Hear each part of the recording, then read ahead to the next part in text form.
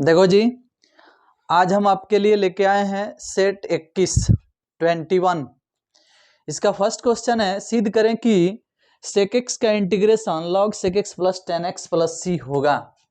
पहला क्वेश्चन है, सिद्ध करना है कि sec x का integration log sec x plus 10x plus c होगा, यही सिद्ध करना है। ठीक है, चलो सिद्ध करना है तो क्या करते हैं, हम LHS ले लेते हैं और LHS में लिखा है sec x dx। क्या करते हैं कि अंश तथा हर में sec x माइनस 10x से गुना कर देते हैं। देखिएगा, sec x into sec x plus 10x बटा sec x प्लस 10x, ऐसा कर दिया हमने। मतलब ये और ये कट जाएगा तो हमारा आराम से sec x आ जाएगा। और LHS हम जिसे माने हैं इसे I बराबर भी मान लेते हैं, समीकरण फर्स्ट बोल देते हैं। फर्स्ट नहीं भी बोलेंगे तो काम चलेगा, लेकिन I बराबर इसे मान लेते हैं। अब ये I बराबर चल रहा है, ठीक है। अब क्या करते हैं कि जो ऊपर वाला है इसको गुना कर देते हैं, तो sec से sec में गुना sec स्क्वायर x और sec से इसमें गुना sec x into 10x, sec x into 10x बटा sec x plus 10x dx बच गया। अब नीचे वाले को t मान लो, माना sec x plus 10x equal to t। sec x का dc होता है sec x इंटू 10x और 10x का dc होता है sec स्क्वायर x और t का dc होता है dt बटा dx। अब dx को गुना में भेज दो तो sec स्क्वायर को पहले लिख देते हैं और इसको बाद में लिख देते हैं और गुना में बुला लेते हैं dx, बराबर में बच जाता है dt। अब भाई जो दिख रहा है ऊपर वाला है, देख लो, देखो तो sec square x plus sec x into 10x into dx, तो sec square x plus sec x into 10x into dx, तो हाई जितना आया है इसके लिए dt लिखाएगा, तो ऊपर वाले के लिए dt लिख देते हैं, नीचे वाले को हम t माने हैं t लिख देते हैं, इस तरह से। अब dt बटा t आ गया तो ये होता है log t प्लस में c। अब t का मान रख दो, t का मान, t किसे माने हो, इसी को ना माने हो, sec x प्लस 10x को रख दो। I equal to log sec x plus 10x plus में c, हो गया आंसर। कोई दिक्कत? चलिए, तो इस प्रकार से ये प्रश्न हमारा बन गया।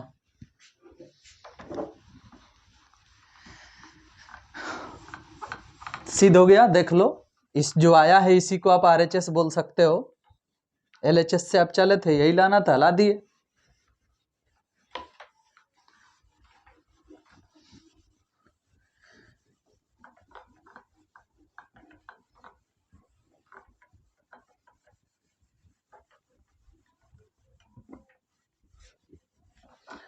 चलो जी, नेक्स्ट क्वेश्चन देखते हैं। नेक्स्ट क्वेश्चन है y equal to sine inverse x root under 1 minus x. y equal to sine inverse x root under 1 minus x आ minus root under x minus root under x root under 1 minus x square, इसका dc कर देना है, dy बटा dx निकाल देना है। तो सबसे पहले जो लिखे हो इसे आप ऐसे लिख सकते हो, देखो तो साइन इनवर्स x को लिख सकते हो x को x रहने दो, और 1 माइनस रूट x को लिख सकते हो रूट x के whole square, minus root under x root under 1 minus x square. मतलब sine inverse x root under 1 minus y square minus y root under 1 minus x square, ये सूत्र होता है sine inverse x minus sine inverse y का। मतलब भाई जो आया है इसके लिए हम लिख सकते हैं sine inverse x minus sine inverse y, y मतलब रूट अंडर एक्स, इस तरह से लिख सकते हैं। अब हम इसका डीसी भी कर सकते हैं, differentiate with respect to x. देखो भाई जो लिखा गया है ना, इसका फॉर्मूला होता है, समझ रहे हो, इतना का मान होता है एक फॉर्मूला पे। आईटीएफ में पढ़े होंगे आप, sine inverse x root under 1 minus y square minus y root under 1 minus x square, sine inverse x minus sine inverse y. अब इसका डीसी कर दो तो डी वाई बटा d x, sine inverse x का डीसी 1 बटा root under 1 minus x square होता है, और रूट एक्स का डीसी होता है 1 बटा 2 रूट एक्स, और रूट अंडर 1 माइनस इसका स्क्वायर होगा तो एक्स, ऐसे आएगा। क्लियर हो गया? देख लो कितना आसानी से प्रश्न आपका बन गया। आप चाहो तो इस x को अंदर भी भेज सकते हो, x माइनस एक्स स्क्वायर बना सकते हो, 1 बटा root under 1 minus x square minus 1 बटा 2, इसको अंदर भेज दोगे तो हो जाएगा कितना, root under x minus x square. इस तरह से कितना आसानी से बन गया देखो। चलो जी, अब चलते हैं नेक्स्ट क्वेश्चन की तरफ।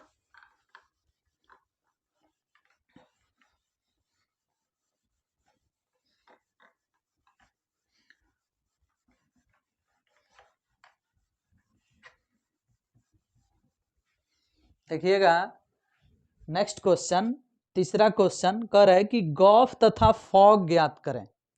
यदि F x equal to 8x के पावर 3 हो, F x equal to 8x के पावर 3 हो, और जी एक्स इक्वल टू x के पावर 1/3 हो, x के पावर 1/3 हो, तो गॉफ और फॉग निकालें। देखो जी, ये जो गॉफ होता है ना जी ऑफ एफ, और फॉग जो होता है एफ ऑफ जी, ये आपको रिलेशन फंक्शन में पढ़ना है। तो इसके लिए फॉर्मूला होता है, बोर्ड पे देखिएगा। अगर मान लो कि हाई आपका एफ एक्स है, हाई आपका जी एक्स है, और एक नंबर में कह रहा है कि गॉफ निकालो, गॉफ। तो गॉफ निकालने का अर्थ है कि जी में एफ एक्स को रख दो, देख रहे हो, जी ऑफ एफ एक्स। गॉफ का अर्थ होता है कि जी में एफ रख दो। अब जब जी में एफ रखना है तो जी में एक्स रखा गया है, अब जी के जगह एफ एक्स रखा जाएगा एक्स के जगह पर, तो यहां भी एक्स के जगह पर एफ एक्स रखा जाएगा। मतलब ध्यान देना, जी के साथ एक्स होने पर एक्स के पावर 1/3 है, और जी के साथ एफ एक्स होने पर एफ एक्स के पावर 1/3 हो जाएगा। समझ गया? जब गॉफ निकालना होगा तो जी में एफ एक्स रखा जाता है, जी में एफ एक्स, और जब जी में एफ एक्स रखना है तो जी में एक्स होने पर एक्स के पावर 1/3 आया है, तो जी में एफ एक्स होने पर एफ एक्स के पावर 1/3 आएगा।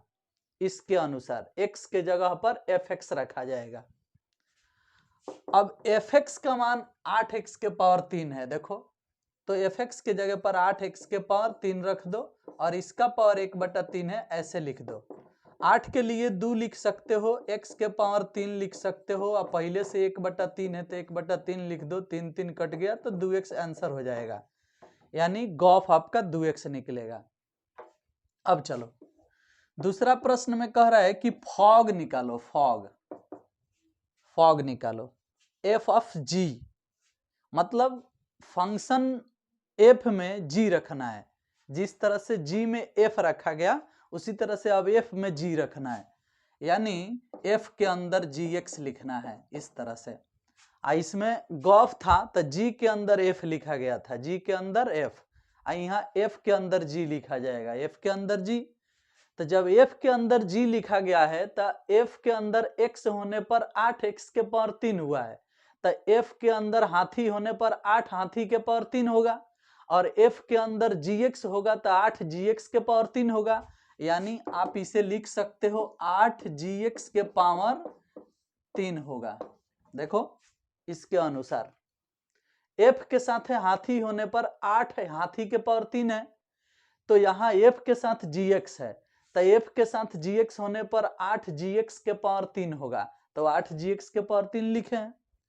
अब रही बात कि 8 उतर जाएगा और gx का मान कितना दिया है, x के पावर 1/3, तो gx के स्थान पर लिख दो x के पावर 1/3 और उसका पावर 3 है तो 3।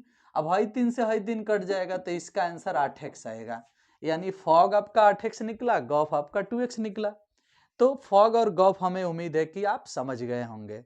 जब भी फॉग पूछेगा तो जी के अंदर एफ रखा जाएगा, और जी के अंदर एफ रखने का अर्थ है कि जी में अगर एक्स रखा जाता है तो एक्स के पावर 1/3 आता है, तो अगर एफ एक्स रखा जाएगा तो एफ एक्स के पावर 1/3 आएगा, और फिर एफ एक्स का मान जितना है उतना एफ एक्स के जगह पे रख दो, कटा दो, बना दो, आंसर आ जाएगा। उसी तरह से वो भी हुआ है। फॉग है तो एफ में जी रखा गया है, तो एफ में एक्स होने पर 8x के पावर 3 हुआ है। अगर एफ में जी होगा तो 8g के पावर 3 होगा, तो देखिए 8g के पावर 3 हुआ है। और फिर g का मान जितना है, gx का मान जितना है उतना रख करके कटा दिया गया, बना दिया गया। तो फॉग गॉफ आपके एग्जाम में 2 नंबर में आ सकता है और हमें उम्मीद है कि आप बना लेंगे। इसके बाद वाले क्वेश्चन को हम लोग देखेंगे।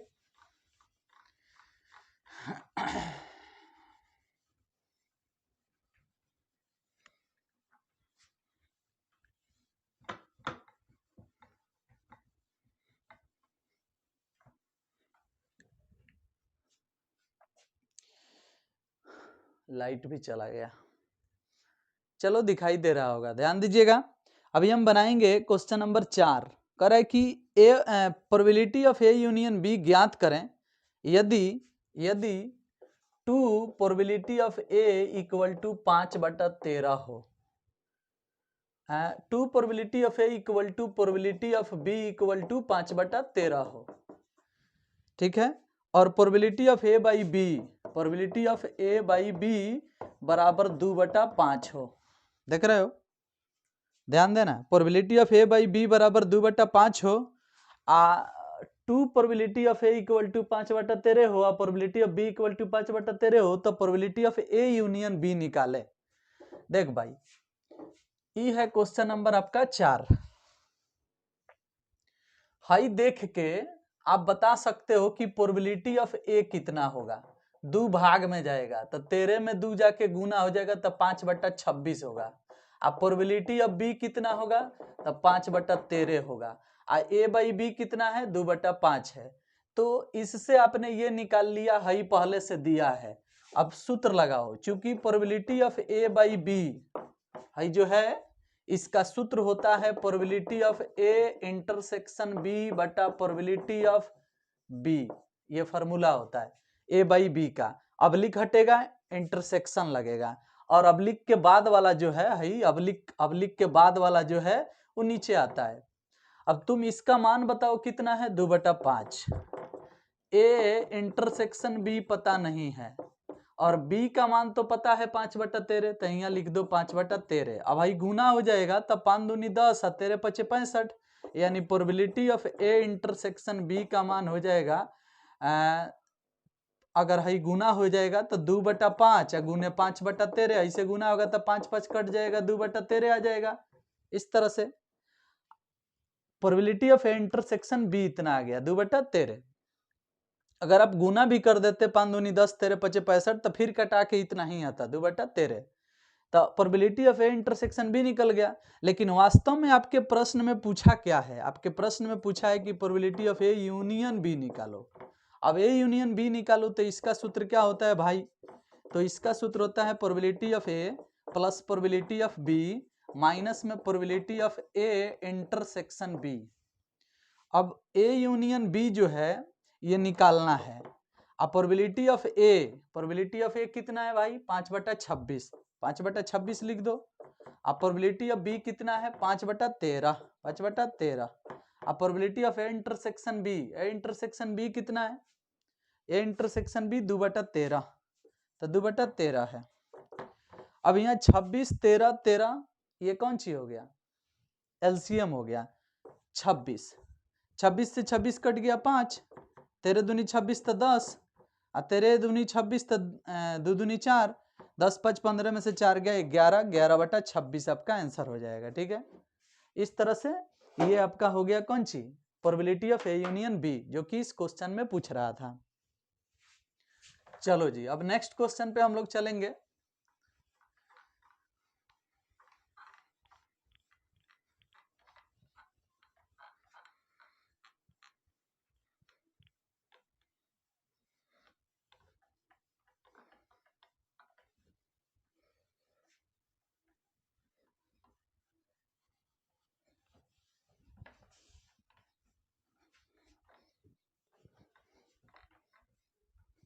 चलिए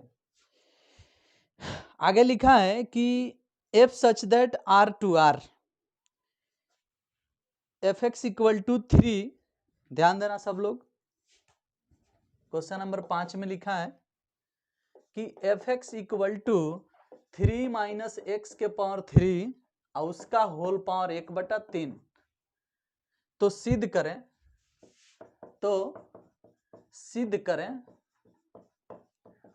f ऑफ x यानी f of fx equal to x, f of fx equal to x।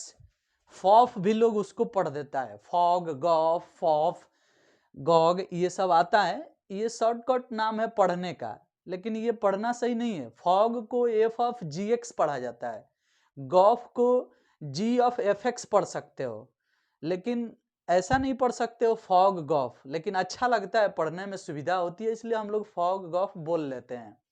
अब ये फॉफ है, फॉफ, FOF यानी f ऑफ fx का मान x सिद्ध करना है। अब देखो LHS कह रहा है आपका, LHS कह रहा है फॉफ ऑफ x। अब जो लिखा है f of fx, f of fx, इसका अर्थ ये है कि f में f रखना है, f में f रखना है। अब GOF होता तो G में f रखा जाता, FOG होता फॉग तो f में G रखा जाता, लेकिन यहाँ FOF है, इसका अर्थ जानते हो? FOF का अर्थ है कि f में f रखो। चल भाई f में f रखाएगा, ये कौन बड़ी बात है। अब चलो f में x है तो यहाँ x है, लेकिन अगर x के जगह पर fx आ जाए तो जहां जहां x है, x तो वास्तव में एक ही जगह पे है, इस x के जगह पर ये टोटल माना जाएगा, क्योंकि टोटल ही fx का मान है। एक बार फिर समझिएगा, f के साथ x है तो यहाँ x है, अगर f के साथ fx होगा तो जहां x है वहां fx हो जाएगा, जहां x है वहां क्या हो जाएगा, fx, यानी हो जाएगा 3 माइनस fx के पावर 3 के होल पावर 1/3। देख लिया आपने, फिर से सुनिएगा, f के साथ x है तो यहाँ x है, अगर f के साथ fx हो जाए तो यहाँ x के जगह fx हो जाएगा, और वही हुआ भी, f के साथ fx है, f के साथ fx है तो जहां x है वहां fx आ चुका है, देख लो। अब तुम 3 के 3 उतार दो, fx के जगह पर है टोटल लिख दो, क्योंकि fx का यही मान है, तो इस fx के जगह पर है टोटल लिखो, तो 3 माइनस एक्स क्यूब के पावर 3 इस तरह से के पावर 1/3। ध्यान दीजिएगा, हाई 3 हिया है, हाई माइनस हिया है, कोष्ट भी हिया दे चुके हैं, हाई वाला कोष्ट दे चुके हैं, देख रहे हो, और fx का जितना मान है उतना हमने लिख भी दिया, 3x के पावर 3 1/3, और इस fx के पावर 3 है तो यहाँ 3 लिखेंगे, और टोटल के पावर 1/3 है तो 1/3 भी लिखेंगे। फिर से एक बार समझने का प्रयास कीजिएगा, फिर से 3 हांदे है माइनस हांदे है, हाई कोष्ट जो है, हाई दोनों कोष्ट, हाई दोनों, इसको यहाँ लिखा गया है, देख रहे हो, इस कोष्ट के ऊपर 3 है तो इस कोष्ट के ऊपर भी 3 है, हाई दोनों कोष्ट यहाँ है, इसके ऊपर 1/3 है तो 1/3 है, लेकिन हाई जो लिखा गया है ये fx का मान है, देख लो,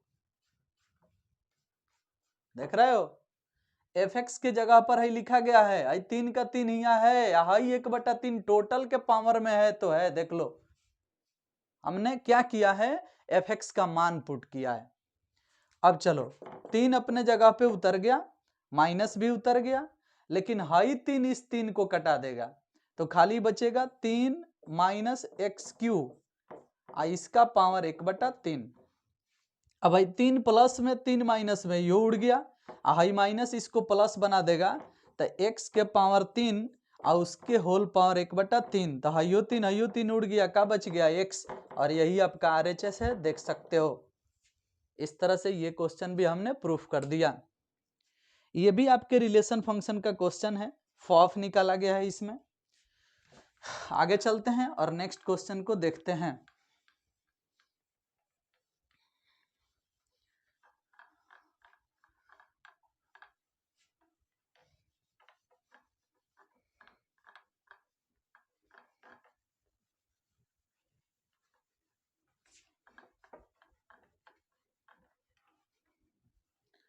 देखो तो नेक्स्ट क्वेश्चन में है कि 7 या 11 आने की क्या प्रयोज्यता होगी यदि 2 पासे फेंके जाते हैं। देख भाई, क्लियर बात आप समझ रहे हैं।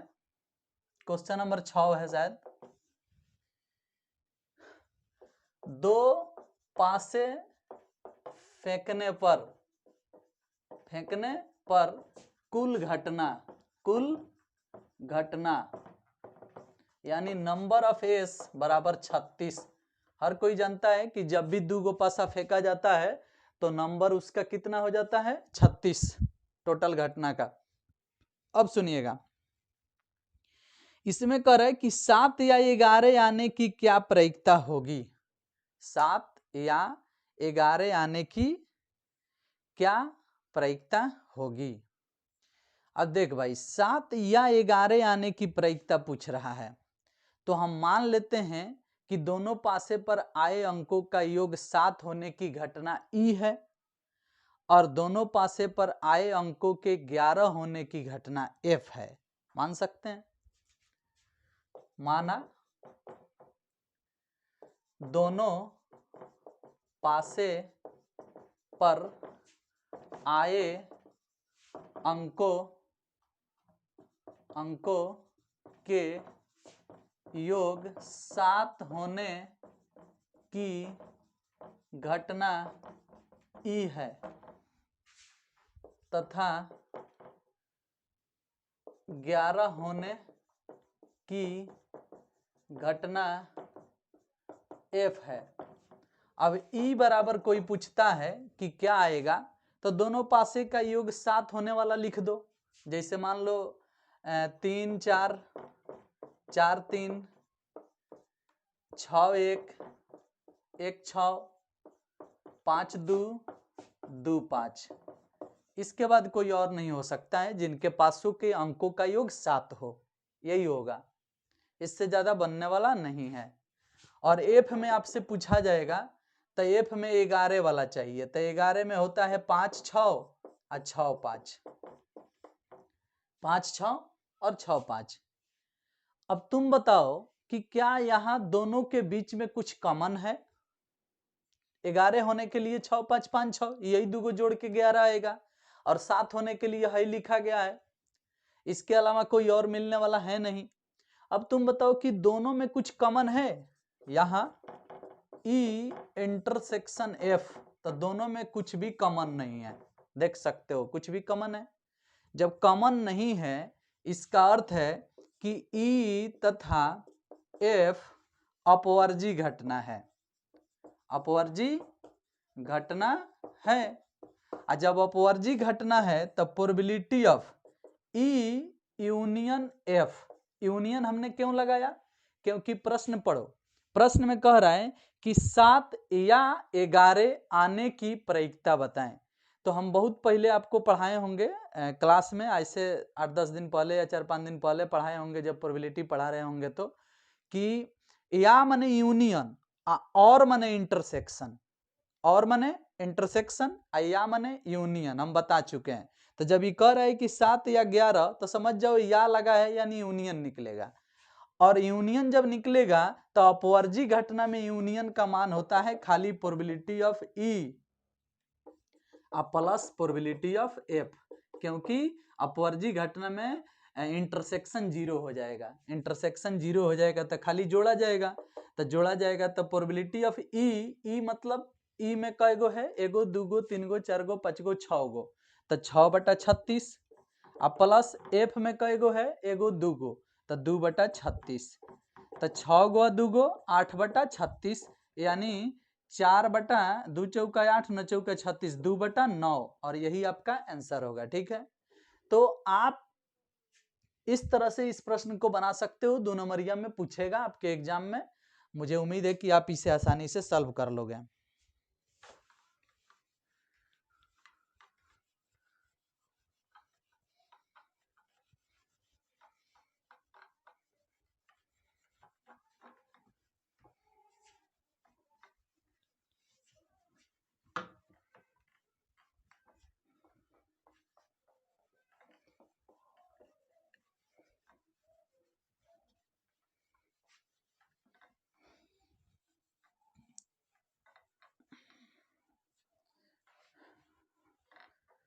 अब देखो जी, इसके बाद वाला जो क्वेश्चन है, क्वेश्चन नंबर 7, ए 75% मामले में सत्य बोलता है, बी 80% मामले में सत्य बोलता है, तो किसी एक ही तथ्य पर दोनों में विरोधाभास होने की प्रतिशतता बताएं। देखो जी, ये क्वेश्चन जो है आपके एग्जाम में 4 बार पूछ चुका है। 1-2 बार तो 7 नंबरिया में पूछा है, 1-2 बार 4 नंबरिया में पूछा है। आपके एग्जाम में 2 नंबरिया में भी आ सकता है, 5 नंबरिया में भी आ सकता है। तो आप इसे देख लो कि किस तरह से बनाया जाएगा। कह रहा है कि ए 75% मामले में सत्य बोलता है, तो पहले मान लो कि ए द्वारा सत्य बोलने की घटना ई है और बी द्वारा सत्य बोलने की घटना एफ है। माना ए द्वारा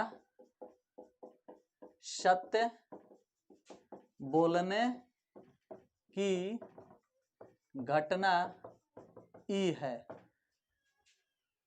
बी द्वारा सत्य बोलने की घटना एफ है। ए द्वारा सत्य बोलने की घटना ई है और बी द्वारा सत्य बोलने की घटना एफ है। ऐसा हम क्या करते हैं भाई, मान लेते हैं। अकॉर्डिंग टू क्वेश्चन साफ साफ दिख रहा है प्रोबेबिलिटी ऑफ ई माने ए कई परसेंट सत्य बोलता है, तो 75%। साफ साफ लिखो 75/100। 75% कहने का अर्थ समझ रहे हो, 75/100। हल करोगे तो 3/4, कटाओगे तो प्रोबेबिलिटी ऑफ एफ कह रहा है कि बी 80% सत्य बोलता है, तो भैया 80/100 लिख दो। 80% कह रहा है ना, 80%, तो परसेंट का अर्थ समझ रहे हो ना, 80/100 लिख दो। कटाओगे तो आएगा 2/5। अब देखो, कह रहा है कि दोनों में विरोधाभास होने के प्रतिशतता बताएं। दोनों में विरोधाभास होने के प्रतिशतता बताएं। तो भैया मेरे, दोनों में विरोधाभास होने की प्रायिकता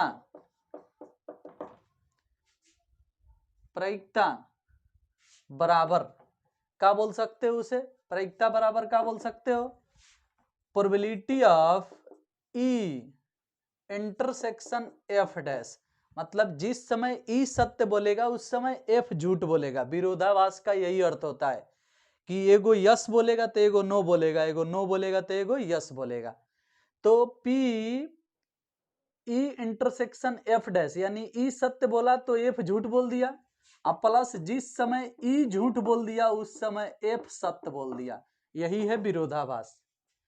और बोलने वाली बात हमेशा स्वतंत्र होती है, इसलिए यह स्वतंत्र घटना होगा और गुना में जाएगा। Probability of E into probability of F dash plus probability of E dash into probability of F, ऐसे। अब हर कोई जानता है कि probability of E into F dash का अर्थ होता है 1 घटाओ प्रोबेबिलिटी ऑफ एफ। डैश निकालने के लिए 1 में से इसको घटाएंगे और ई डैश निकालने के लिए 1 में से ई को घटाएंगे और इनटू प्रोबेबिलिटी ऑफ एफ। हर कोई जानता है कि डैश निकालना हो तो 1 में से ई घटाएंगे। अब भाई प्रोबेबिलिटी ऑफ ई का मान दिया है 3/4, तो 3/4 लिख दो। 1 घटाओ probability of F, probability of F 2/5 है तो 2/5 लिख दो। अब प्लस 1 घटाओ probability of E, probability of E 3/4 है तो 3/4 लिख दो। अब प्रोबेबिलिटी ऑफ एफ 2/5 है तो 2/5 लिख दो। 5 एकम 5 में से 2 गया तो 3/5 आएगा, तो 3/4 गुने 3/5 लिख लो। और यहाँ 4 एकम 4 में से 3 गया तो 1/4 आएगा, 1/4 इंटू 2/5 लिख लो। अब 3 3 का 9/20 हो जाएगा, 9/20 हो जाएगा। और 2 एकम 2/20 हो जाएगा, 2/20 हो जाएगा। अब 9 2 11/20 हो जाएगा, 11/20 हो जाएगा। ध्यान देना सब लोग, 3 3 का 9/20 और 2 एकम 2 बटा 20, तो 9 2 11/20 साफ सुथरा दिख रहा है। अब जब 11/20 आ गया तो इस 11/20 को आप प्रायिकता बोल सकते हो, प्रायिकता, ना कि प्रतिशतता। प्रतिशतता में परसेंटेज लगा होता है, तो ये कौन सी है भाई, प्रायिकता है। लेकिन आपके क्वेश्चन में प्रतिशतता मांग रहा है, तो जब प्रतिशतता इसका निकालना होगा तो इसमें 100 से गुना करके परसेंटेज लगा देना होगा। तो यहाँ बड़ी आराम से लिख सकते हो 11/20 गुने 100 और घेर के बाहर प्रतिशत। अब भाई 20 × 5 100 तो 11 × 5 55, यानी 55% इसका आंसर होगा। ठीक है, तो इस प्रकार से ये आपका आंसर हो गया।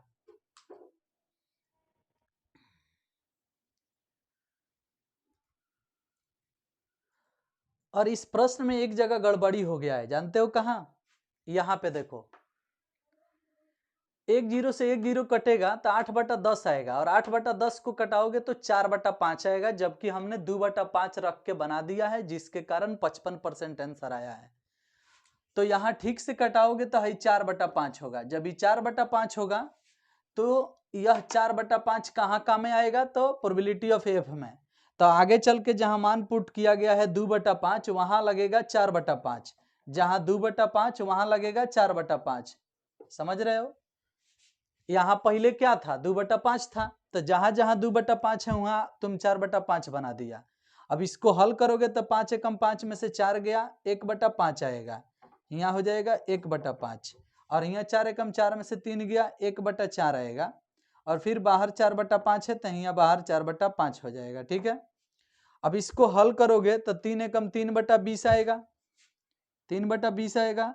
और 4 एकम 4 4/20 आएगा, तो 4 3 7/20 आएगा, 7/20 आएगा। तो यहाँ 7/20 में गुना होगा तो 20 × 5 = 7 × 5 35% आंसर आएगा। देखा, 35% आएगा। अब हमें कैसे समझ में आ गया कि हम गलत बना दिए हैं? क्योंकि मुझे इस प्रश्न का आंसर पहले से पता था कि 35% आएगा, और जब मेरा 55% आ गया था तो हम समझ गए कि कहीं ना कहीं गलत हुआ है। फिर हमने देखा तो मेरी गलती जल्दी ही पकड़ में आ गई।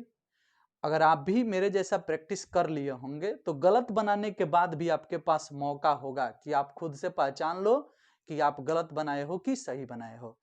तो ये प्रैक्टिस का कमाल है भैया। आप भी अपना प्रैक्टिस तगड़ा रखोगे तो गलत बनाने के बाद भी अपनी गलती पकड़ सकते हो, या गलत तुमसे बनेगा भी नहीं। बात समझ रहे हो? चलो नेक्स्ट क्वेश्चन देखते हैं, क्वेश्चन नंबर 8। ये क्वेश्चन काफी इंपॉर्टेंट है, 5 नंबर में भी पूछ सकता है और 2 नंबर में भी पूछ सकता है, इसलिए आप इस क्वेश्चन का प्रैक्टिस कर लीजिएगा, ज्यादा इंपॉर्टेंट है। अभी तक 4 बार आपके एग्जाम में पूछ चुका है, 2 बार तो 7 नंबर में आया है, 1-2 बार तो 4 नंबरिया में आया है। तो इस तरह से आप माने इसको इम्पोर्टेंट समझना। और वैसे 2-3 साल पहले ये सब पूछा था, तो काफी दिन हो गया है, तो मुझे उम्मीद है कि कहीं दोबारा पूछना दे। तो जब ऐसा बात है तो आप इसकी तैयारी कर लो, क्या जाता है, आ जाएगा तो बढ़िया ना बात है। और वैसे भी गणित में जरूरी नहीं है कि वही चीज आएगा, डाटा चेंज कर देगा, अंक बदल देगा, इधर उधर कुछ कुछ कर देगा, इसमें हूबहू टच करता नहीं है, प्रैक्टिस ही काम में आता है। चलो आखिरी क्वेश्चन है इसका, 2 नंबरिया का, 0 से π/2 dx/1 + tan cubx। 0 से π/2 dx/1 + tan cubx कैसे बनेगा भैया? tan cubx देखो, बच्चों को जब क्वेश्चन हद से ज्यादा बना लिया रहता है तो कभी कभी इस टाइप के क्वेश्चन कंफ्यूजन में डाल देता है, उसका दिमाग यहाँ काम नहीं करेगा और वह इसे ऐसे ढंग से बनाने लगेगा, सोचेगा कि क्या करे, किससे भाग दे, किससे गुना करे, दिमाग काम नहीं करेगा तो वो फंसने लगेगा। लेकिन अगर प्रैक्टिस रहेगा तो इस टाइप के क्वेश्चन को भी बना लेगा।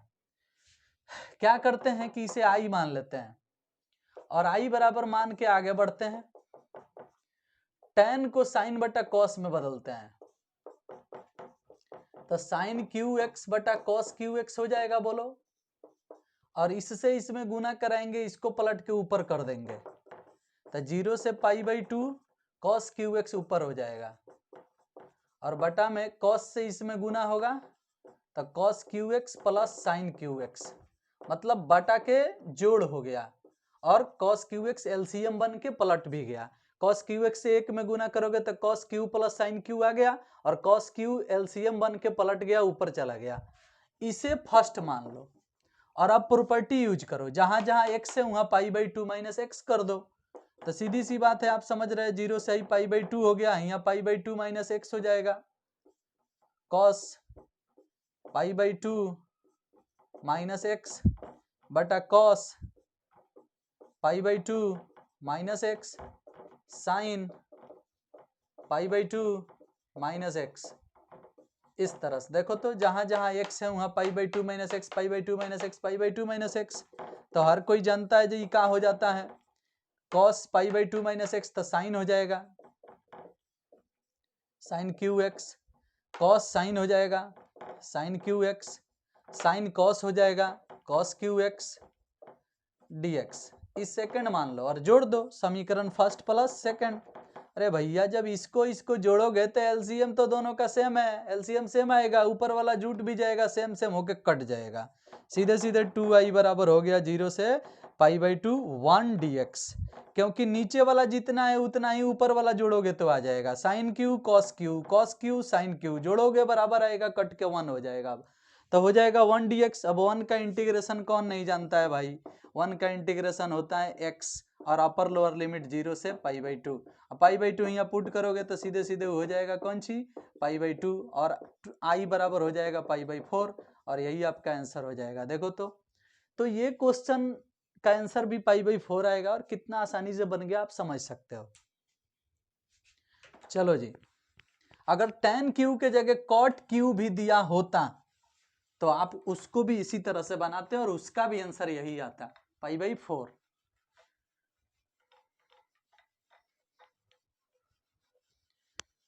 अगर tan क्यू के जगह √tan x होता ना, तो उसको भी आप इसी तरह से बनाते, और उसका भी आंसर π/4 आता।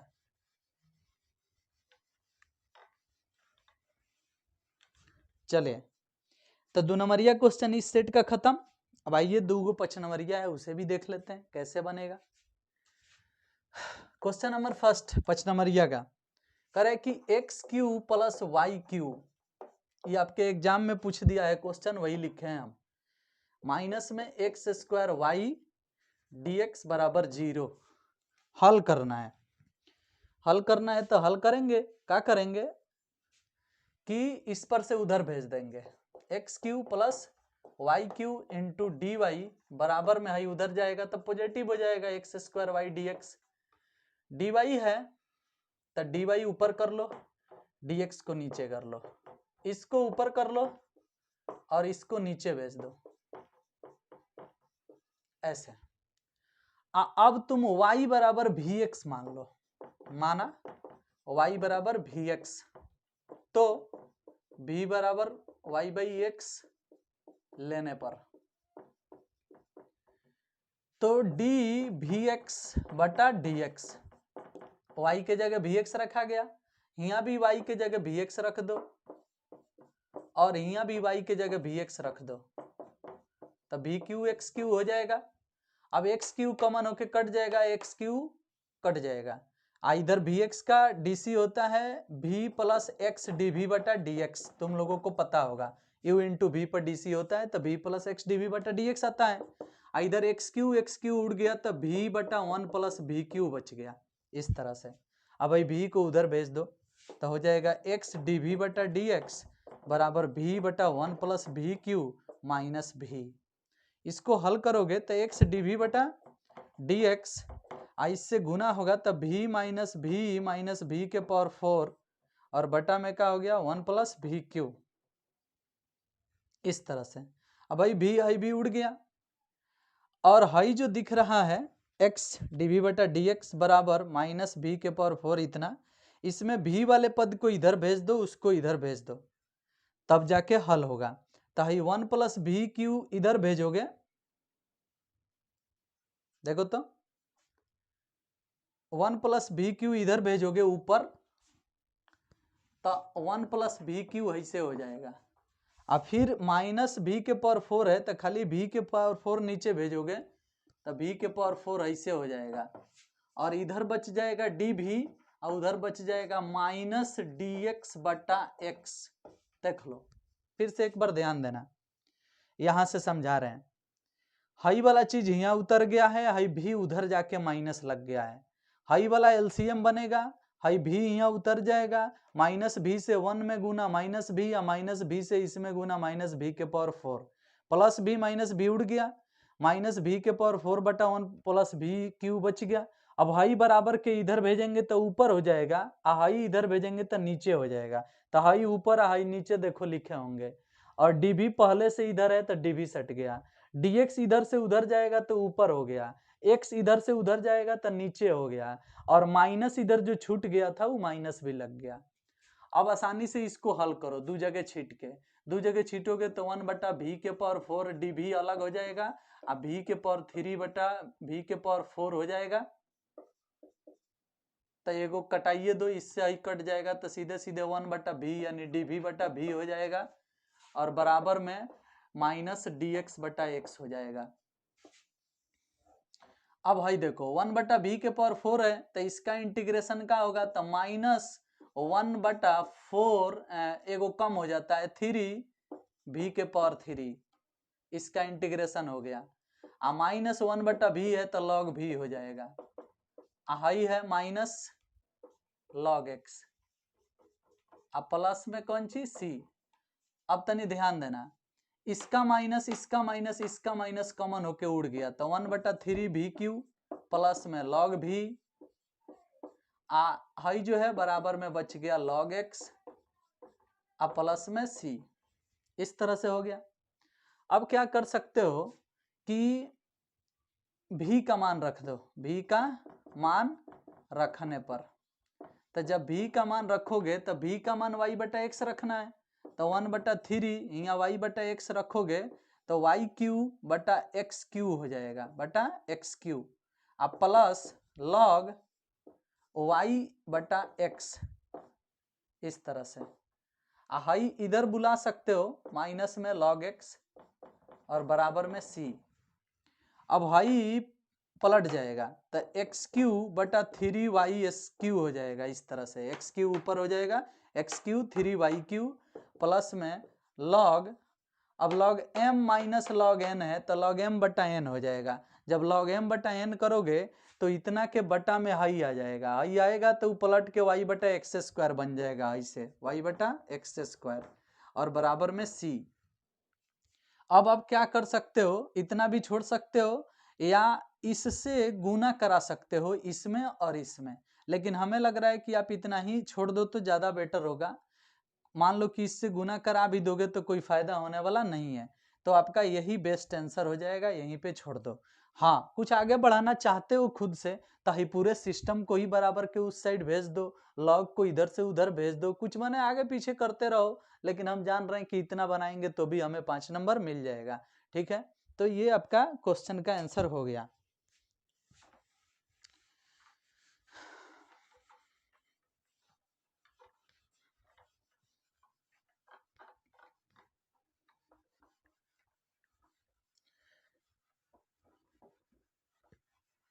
अगला क्वेश्चन जो है आपके लिए 5 नंबरिया, वो आपके टेंजेंट नॉर्मल चैप्टर से लिया गया है। टेंजेंट नॉर्मल आप पढ़े होंगे फर्स्ट बुक में, स्पर्श रेखा तथा अभिलंब, उसी में से वह क्वेश्चन है, वो भी 5 नंबरिया है। आओ देखते हैं कि उसे हम कैसे बनाएंगे।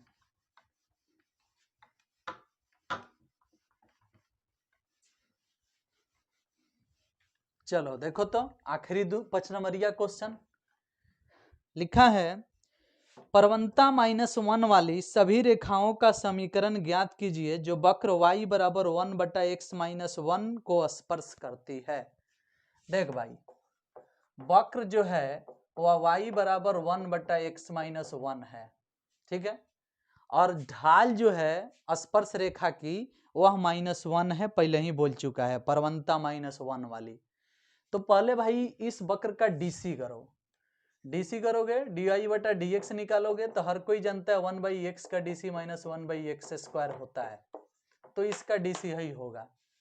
डीसी करने के बाद जो वक्र का डीसी आता है वही स्पर्श रेखा का ढाल बनता है।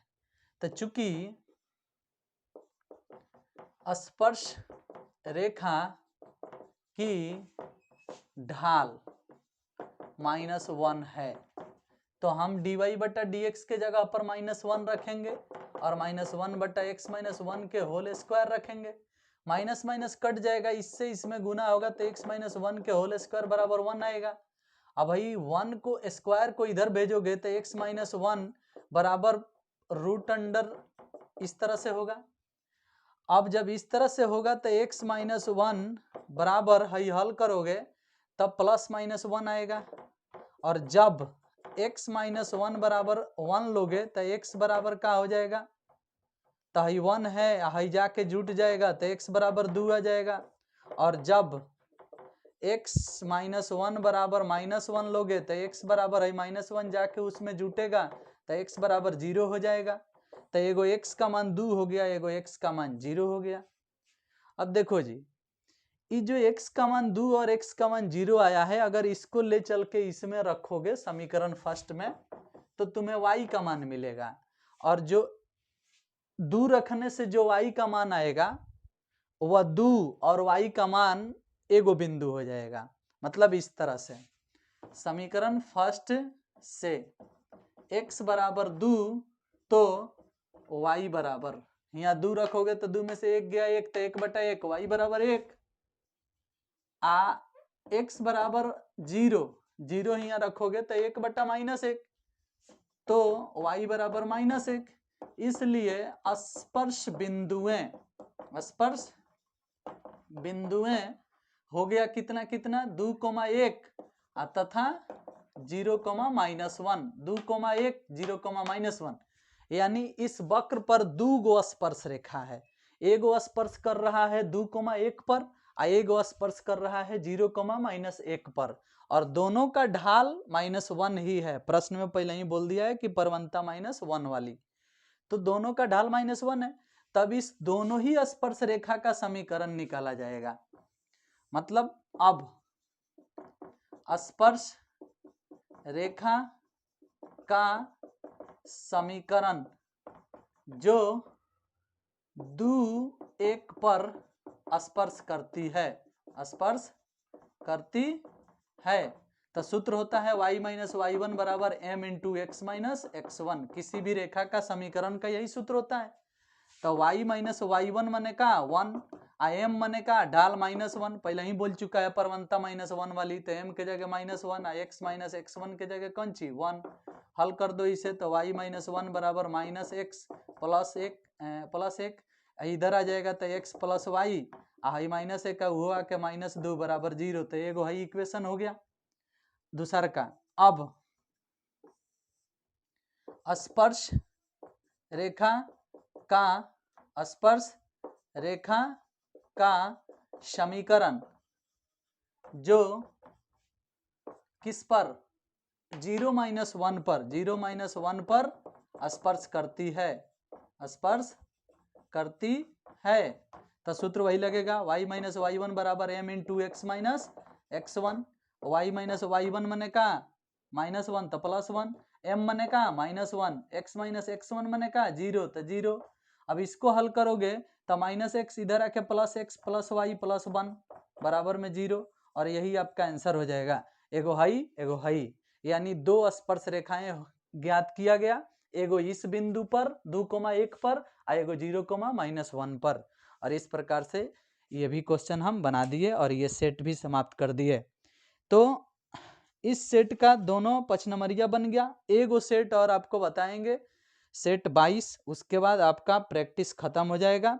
22 को प्रैक्टिस सेट का अगर सारा क्वेश्चन आप खुद से प्रैक्टिस कर लें, खुद से बना लें तो आपका काम हो जाएगा। इसके बाद हम ये बोलेंगे आपको कि अगर आप मॉडल पेपर लिए हो बिहार बोर्ड वाला, नेट वाला, तो आप क्या करो कि उस मॉडल पेपर को, उसमें 4 गो सेट होगा, चारों सेट को बारी बारी करके बैठ करके खुद से बिना किसी बुक या बिना किसी सॉल्यूशन का सहारा लिए खुद से उसको सॉल्व करो 3 घंटा के अंदर। सारा क्वेश्चन मत सॉल्व करो, जिस तरह से आप एग्जाम में सॉल्व करोगे उस तरह से बैठ के सॉल्व करो और देखो कि तुम 3 घंटे के अंदर एक सेट से कितना नंबर का सही बना लेते हो। फिर तुम्हें अंदाजा लग जाएगा कि तुम्हारे एग्जाम में अगर इस टाइप का क्वेश्चन आएगा तो तुम 3 घंटा में बना करके कितना मार्क्स उठा सकते हो। ठीक है, तो मॉडल पेपर आपके पास होगा, नहीं होगा तो खरीद सकते हो या किसी दोस्त से ले सकते हो, फोटो खींच सकते हो, उसके क्वेश्चन को 3 घंटे में बैठ के खुद से बना सकते हो। अब मान लो कि मॉडल पेपर में 4 गो सेट है, एक गो सेट में 100 गो ऑब्जेक्टिव है, तो 100 ऑब्जेक्टिव तुमको थोड़ी बनाना है, उसमें से 50 गो बनाना है, जिस तरह से एग्जाम में बनाना है। तो तुम खुद से बैठो, ये सोच के बैठो कि तुम एग्जाम में ही बैठे हो और उसी सेट को सॉल्व करो बिना कहीं देखे हुए, तब तुम्हें अंदाजा लग जाएगा कि तुम्हारी क्षमता कितनी है। फिर जहां कमी होगी उसको सुधार करना। 50 गो ऑब्जेक्टिव बनाना, 15 गो 2 नंबरिया बनाना, 4 गो 5 नंबरिया बनाना, टाइम भी देखना और खूब सजा के बनाना, फिर लास्ट में मिला लेना, चेक कर लेना कि कितना सही है कितना गलत है, तुम्हें पता लग जाएगा। और मुझे भी बताना कि हाँ सर हमने ये सेट बनाया था, इतना मार्क्स आया था, आगे हमको और सुधार करना है या ठीक चल रहा है, जो भी हो बताना मुझे। इस वीडियो में सिर्फ इतना ही, नेक्स्ट वीडियो का इंतजार करो। Thank you, bye bye.